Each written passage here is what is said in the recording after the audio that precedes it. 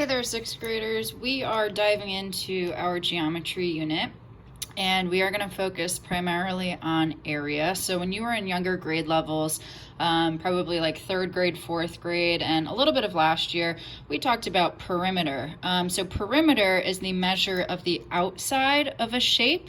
So think about like how much fencing you'd need to fence in your yard. Area, however, is the space inside of a polygon, and a polygon is just a multi-sided shape. It has at least 3 sides, and it is entirely closed. So we're going to focus today on parallelograms. Tomorrow we'll take a look at triangles, followed by trapezoids and circles, and that kind of summarizes a lot of our basic shapes. So again, we're going to take a look at how we can calculate the space inside of a shape. So if I go back to kind of this backyard example or application, the area of my yard would be the space inside of my yard. So let's say I'm trying to figure out how much fertilizer I need, or let's say I want to put turf down in my backyard to replace the grass. That I would need to calculate the entire area, which would be the entire space inside of my backyard. And the fenced in portion, the fence, would be the perimeter because it is the distance on the outside. So here we go. A parallelogram is a quadrilateral with opposite sides that are congruent and parallel. So it is a quadrilateral. Oops, I think I spelled that wrong. Sorry. Quadrilateral with opposite sides that are congruent, which means equal in size. And our congruent symbol actually is an equal symbol with a little squiggly on top, and parallel. The formula for the area of a parallelogram in particular is base times height.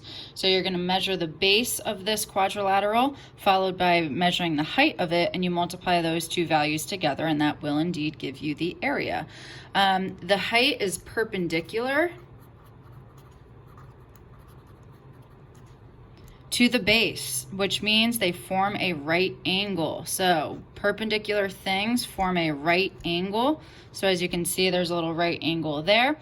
So your base and your height must be perpendicular to one another. A lot of kids get confused with the slant height. That is not the actual height of the parallelogram. And they form, a right angle. So let's go ahead and do a couple of examples of calculating the area of a parallelogram. So I am not given the units here, but I'm going to go ahead and calculate the base by counting how many square units. So I have 1, 2, 3, 4, 5, 6, 7 square units on the bottom.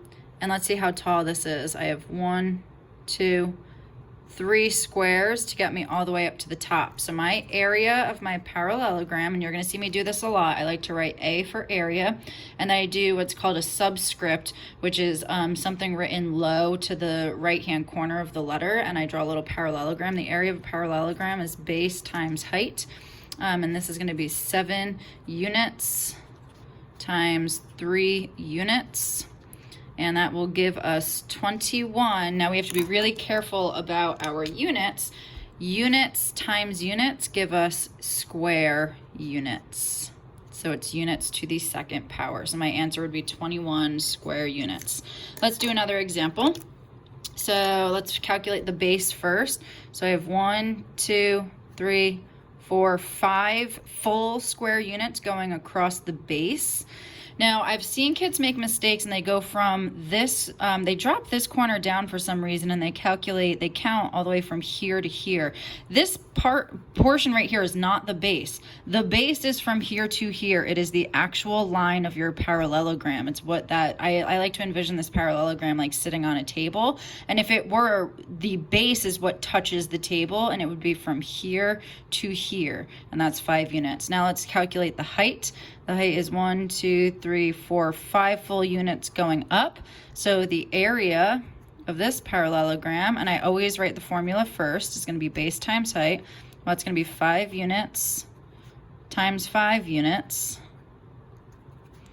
which gives us 25 square units.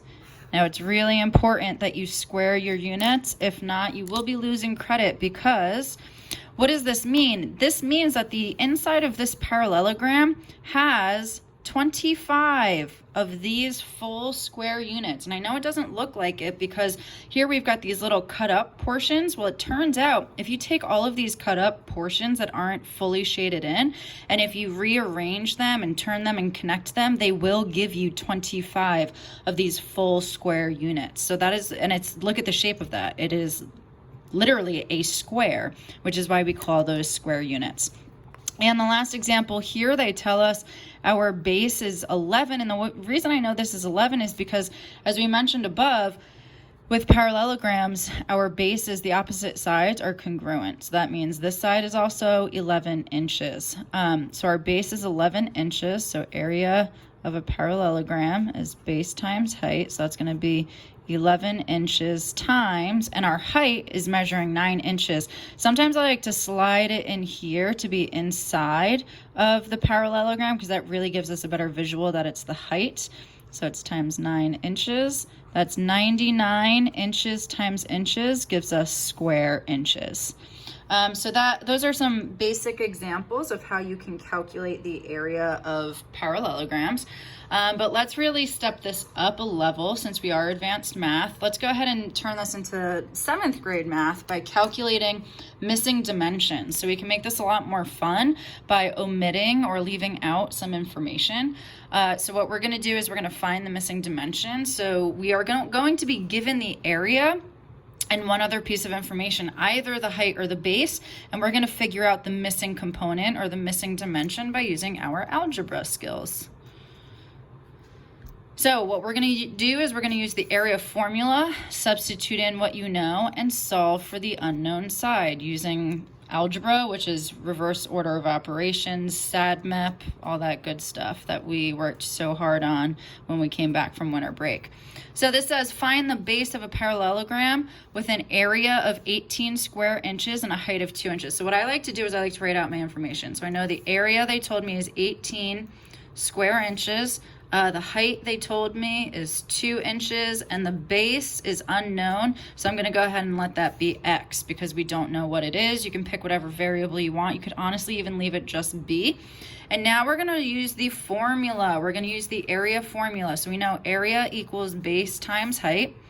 And let's substitute what we know. Well, we know the area is 18 square inches is equal to this unknown base. I suppose I should have used X. We'll just go with B for this example, times the height, which is 2 inches. How do I get B all by itself? How do you undo multiplying by 2? You divide by 2. So I'm going to divide by 2 inches, and the 2 inches cancel out, and I'm left with B equals 9 inches. Now, we have not covered this. This is laws of exponents. So it turns out when you divide square inches by inches to the first power, you're left with inches to the first power. We might get to that by the end of the school year, but I'm not quite sure with how everything will pan out. But you will definitely learn this with Miss James. That's for sure. All right, and let's look at one more example together, and then I want you to complete the back side of the notes on your own and check the answer key on the website. So this time we need to find the height of a parallelogram that has an area of 63 square yards and a base of 9 yards. So again, I like to write out my information. I know that it's 63 square yards, and my base is 9 yards, and my height is unknown. I'm just going to leave the height as H because I'm just leaving it as that variable. We use the formula. We know that the area of a parallelogram is equal to base times height. Now we substitute in what we know. We know the area is 63 square yards. We know that the base is 9 yards and the height is unknown. We get rid of the 9 yards, which is being multiplied by dividing by 9. And we get 7 yards is equal to our height. Again, laws of exponents do tell us that square yards divided by yards to the first power leaves you with yards to the first power. And we can check this because is it true that 9 yards times 7 yards, if I plug that back in, am I back to my 63 square yards? I sure am. So go ahead and complete the back side of the notes for some extra practice and check the answer key that I'll post to the website.